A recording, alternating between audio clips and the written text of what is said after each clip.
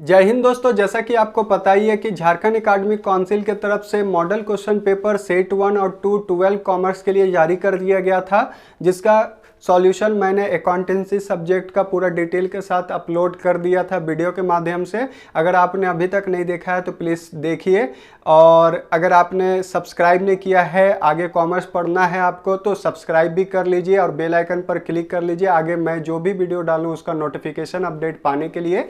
और अपने दोस्तों में शेयर करना बिल्कुल ना भूलें, क्योंकि इसका लाभ उन तक भी पहुंच सके।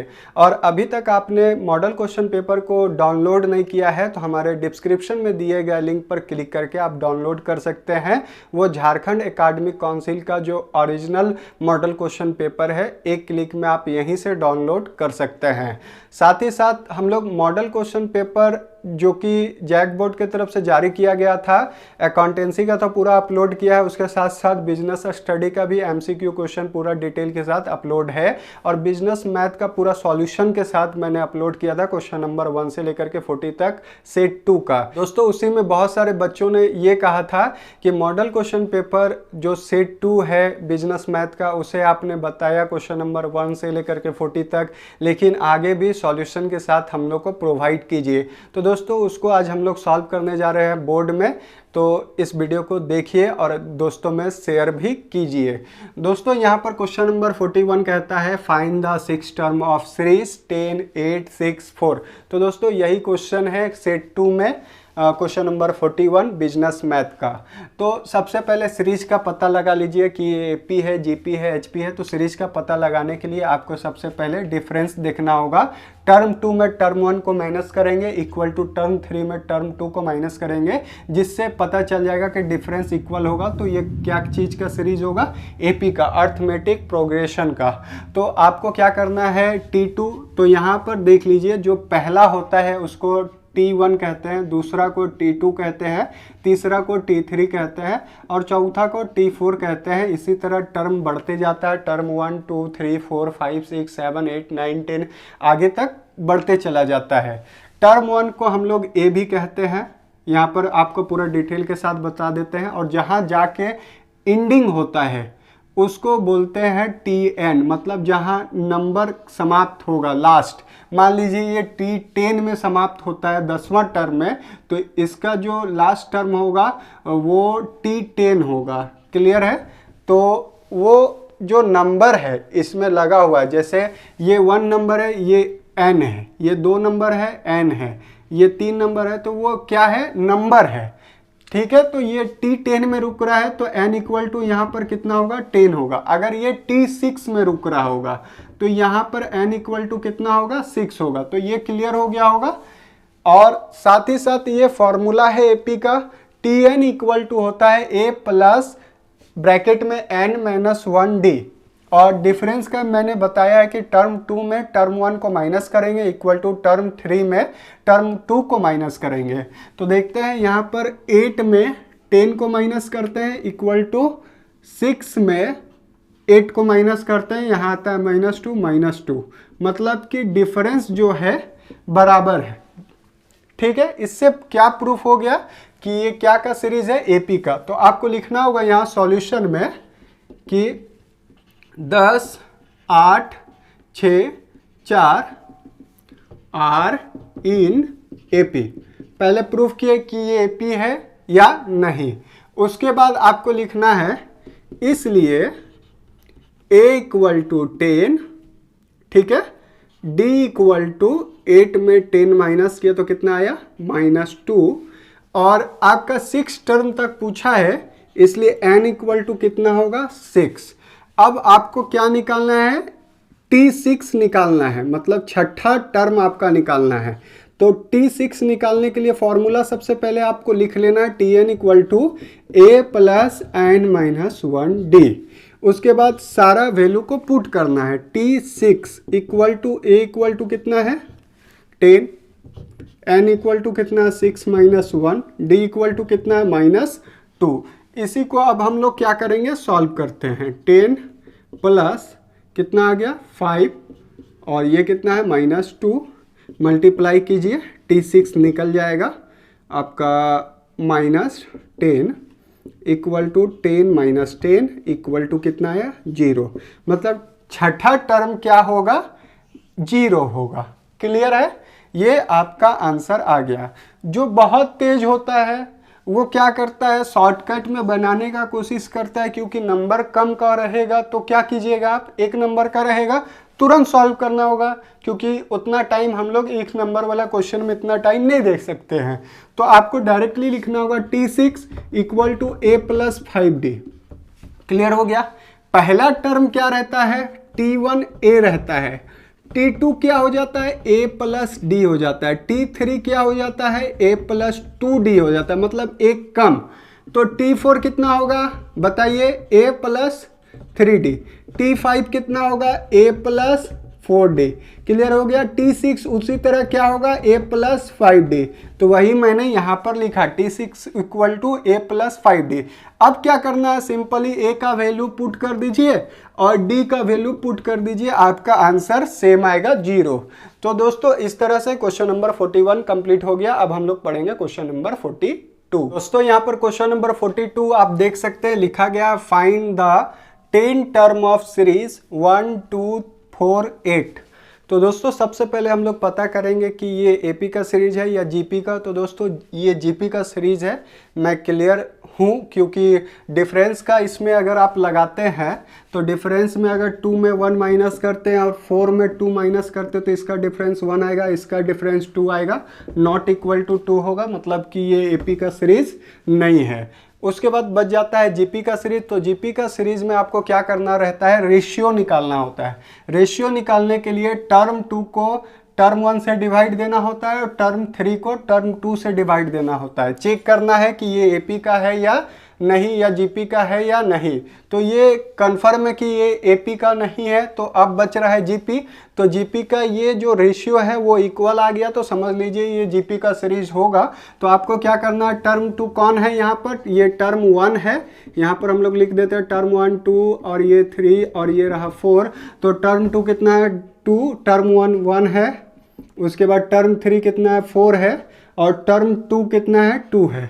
यहाँ पर 2 इक्वल टू 2 मतलब इक्वल आ गया, मतलब कि ये जीपी है। तो आपको यहाँ पर लिखना है सॉल्यूशन में क्या लिखिएगा, 1 सीरीज को लिखिए 1 2 4 8 इस तरह से आर इन जीपी। ये क्या है जीपी है। अब a इक्वल टू कितना लिखना है 1 और रेशियो 2/1 इक्वल टू 2। आर का फॉर्मूला मैंने बताया है, टर्म 2 में टर्म 1 को डिवाइड दीजिएगा टर्म 1 से 2 में, तो आपका रेशियो आ जाएगा, जिसको कॉमन रेशियो भी हम लोग कहते हैं। आर से डिनोटेट करते हैं इसलिए आर लिखे हैं। और उसके बाद आपको यहाँ पर क्या करना है, कौन सा टर्म निकालना है, 10 टर्म निकालना है। तो n इक्वल टू कितना होगा 10 होगा। यहाँ तक निकल गया। अब फॉर्मूला क्या है यहाँ पर मैंने लिख दिया है Tn इक्वल टू ARn-1। तो यही फॉर्मूला आपको लगाना है यहाँ पर। तो यहाँ पर हम लोग लगा देते हैं Tn इक्वल टू ARn-1। तो यहाँ पर लगाइएगा तो T10 हो गया, A कितना है 1 है, R कितना है 2 है, N कितना है 10 में 1 माइनस कीजिएगा और 1 से जब इसको मल्टीप्लाई भी कीजिएगा तो कोई दिक्कत नहीं है, जितना वैल्यू उतना ही आएगा। इसलिए 1 इंटू 2 का पावर कितना होगा 9, इसलिए 2 का पावर कितना लिख दीजिएगा, आपको कितना लिखना होगा 9। जब इसको 2 का पावर 9 तोड़िएगा तो जो आपका आएगा वही आंसर होगा। मैं इतना ही पर लाके इसको छोड़ता हूँ। उसके बाद यहाँ पर एक चीज़ और देख लीजिए, जो 2 नंबर के लिए अगर आप बनाते हैं या 1 नंबर के लिए बनाते हैं तो शॉर्टकट में कैसे बनाइएगा। तो आपको कौन सा टर्म निकालना है T10, मतलब यहाँ T10 लिखिए और यहाँ पर लिखिएगा ARN।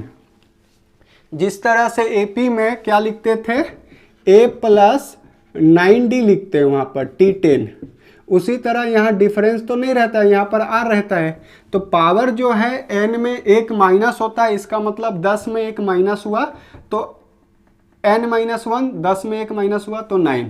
तो आप कैसे जीपी का सीरीज को दिखलाते हैं, T1 होता है A, T2 होता है AR, T3 होता है AR का स्क्वायर, T4 होता है AR क्यूब, T5 होता है AR4, इसी तरह T10 होगा AR9। इतना लगाने के बाद आपको वैल्यू ए का और आर का वैल्यू को पुट कर देना है, आपका इसका भी आंसर आ जाएगा। अब हम लोग क्वेश्चन नंबर 43 देखते हैं। दोस्तों आप यहाँ पर देख सकते हैं क्वेश्चन नंबर 43, ये जो है परमोटेशन से क्वेश्चन दिया गया है। यहाँ लिखता है if 7pr equal to 42 then find the value of r। यहाँ पर r का वैल्यू निकालना है। ऐसे परमोटेशन का जो फॉर्मूला होता है ये होता है npr equal to n factorial divided by n minus r का ब्रैकेट में फैक्टोरियल। तो ये फॉर्मूला है आपका।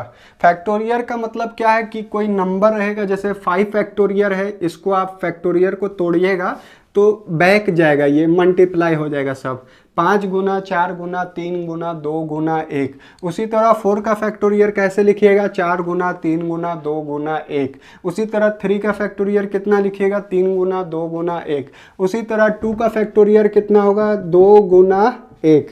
तो दोस्तों इस तरह से आप फैक्टोरियल को तोड़ सकते हैं। यहाँ पर लिखा हुआ है 7pr, r का वैल्यू क्या होगा कि इक्वल टू 42 आ जाएगा। दोस्तों यहाँ पर चूंकि यहाँ लिख लीजिएगा, चूंकि 7pr इक्वल टू कितना लाना है आपको 42, तो 42 कैसे आएगा, तो 7 का फैक्टोरियल इस जगह होगा और यहाँ पर 7 माइनस कितना होगा r का फैक्टोरियल ये होगा, इक्वल टू कितना है 42 है। तो आप इसको कितना गुणनखंड में किस तरह से तोड़ सकते हैं कि 42 आ जाएगा। ऐसा नंबर चूज कीजिएगा, जैसे ये 5 चौके कितना होता है 20 होता है, इस तरह से आप तोड़िएगा कि एक कम हो। तो यहाँ पर जैसे ये 7 है तो 7 ही लीजिए, 7 गुना कितना लिखिएगा 6, 7 छक कितना आ जाएगा 42 आ जाएगा। क्लियर हो गया। आपको एक और स्टेप आगे बढ़ना है, जैसे 5, ठीक है, मतलब 7 छक 42 तो सेटिस्फाई हो रहा है। आगे कितना आना चाहिए 5 आना चाहिए और इसके बाद क्या होगा फैक्टोरियल होगा और नीचे भी क्या होगा 5 का फैक्टोरियल होगा, तभी ये दोनों क्या हुआ होगा कैंसल हुआ होगा। मतलब नीचे कितना लाना होगा आपको 5 का फैक्टोरियल लाना होगा।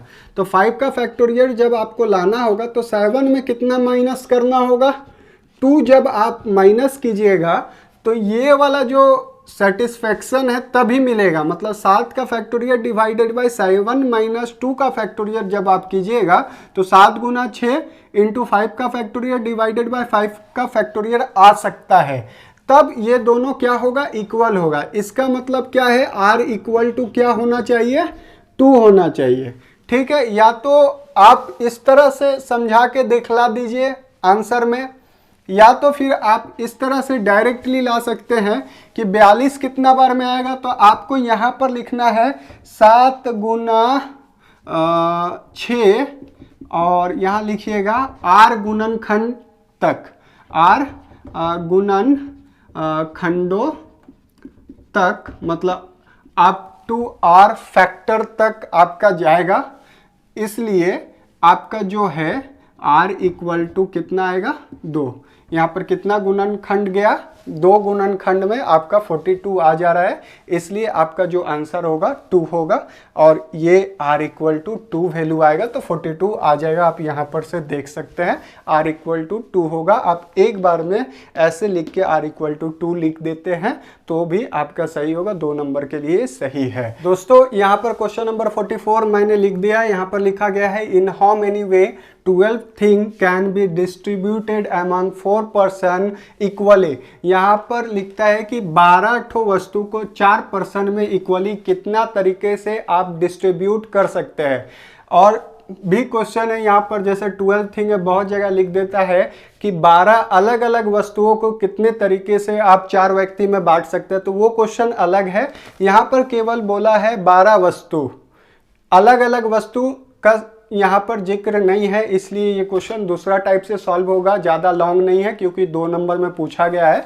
तो आप यहाँ पर लिख सकते हैं कि 12 वस्तु जो है 12 वस्तुओं को 4 व्यक्तियों में प्रत्येक कितना हिसाब से बांटेगा, प्रत्येक को कितना वस्तु मिलेगा 3 वस्तु बांटने के तरीके इक्वल टू डायरेक्टली आपको लिखना है 12 factorial divided bye 3 factorial 3 factorial 3 factorial 3 factorial.